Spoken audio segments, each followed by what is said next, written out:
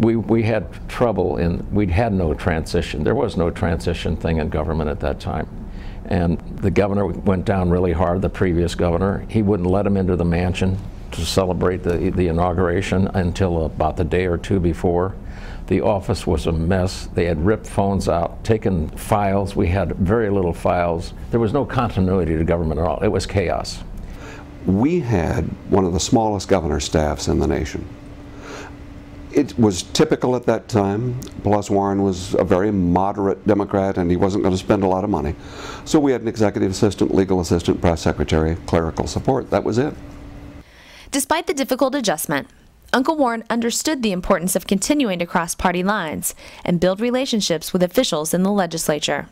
Warren was such an unusual blend for a Democrat governor. The Democratic Party normally thought of as to the left, Republicans pretty far over to the right. Warren, particularly as a Missouri guy and as a West Point graduate, would have been middle of the road Democrat. Informally, he would drop in on legislator's office in the afternoon and sit around and chat with them. Well, they liked that. They liked the governor coming up to see them, you know. And they had very open access to his office. Standing order was anytime a legislator wants to see the governor, let him in, bring him right in.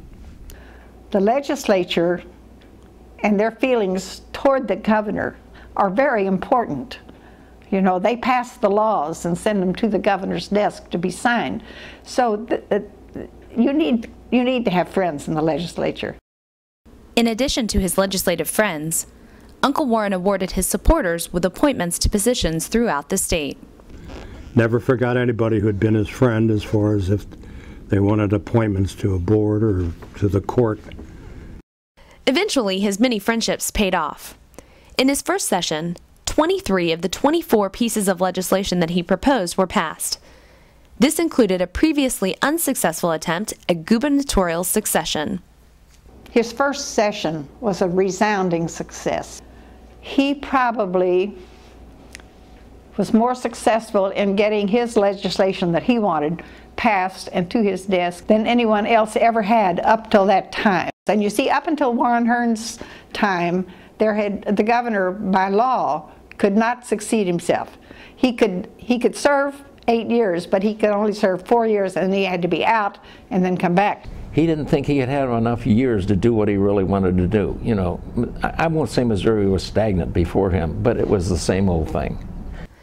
But Uncle Warren's legislative changes didn't stop there. He continued to travel the state and listen to the needs and desires of the people. Loyalty to his supporters and friends was priority number one. There were a number of instances through his term as governor where he would make a commitment to another person. And that was filed away in his memory bank. It was filed away by virtue of the handshake. And you just knew that as time rolled along, that commitment would be kept, it would be honored. We'd be going into a town, governor would say, we're going to eat at this restaurant, or we're going to stay at that hotel. I'd say, there's a better hotel in town. He'd say, Betty and I remember how these people treated us in the primary campaign. And so that loyalty and so forth really was an important part, I think, of their time in the governor's mansion. But there were also more serious issues to deal with. The assassination of Martin Luther King Jr. sparked racial tensions throughout the country. Although an outspoken advocate of equality, Warren recognized the racial differences in Missouri and prepared for the worst. We had word that there had been a riot in Kansas City. The students had left Central High School, had marched down the street, had overturned a car, had damaged some buildings, had started a fire. And so the governor and I immediately entered into discussions, what do we do? The highway patrol, that was a no-brainer. That was real quick phone call, they were on the way. The next question becomes, do you activate the National Guard?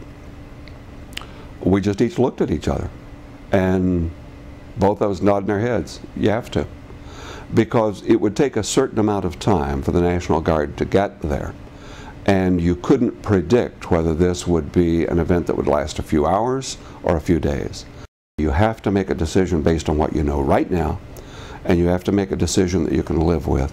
And this is one where I think we're better off to say they've got to go in and exercise some authority and be present. If they're not needed, they come back home.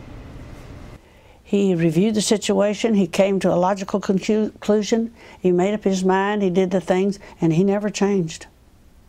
But the violence spread. Days after the riots began, hundreds of stores had been looted and torched. Many were wounded, others arrested, and a number of rioters were dead. It was a hard, hard time, and Warren was very firm.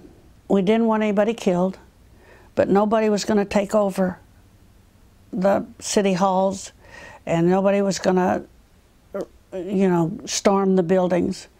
It was my decision that troops should be sent to Kansas City along with the highway patrolmen in sufficient numbers to protect the lives of the people of Kansas City and also to prevent rioting, looting, arson, which were occurring in our second largest city.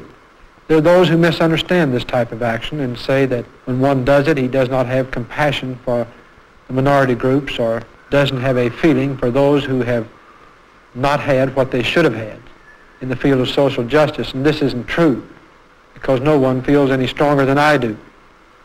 We should have social justice, and we should have equal justice, and we should have civil rights. But no one feels any stronger than I do as far as respect for laws, the rights and the property of others.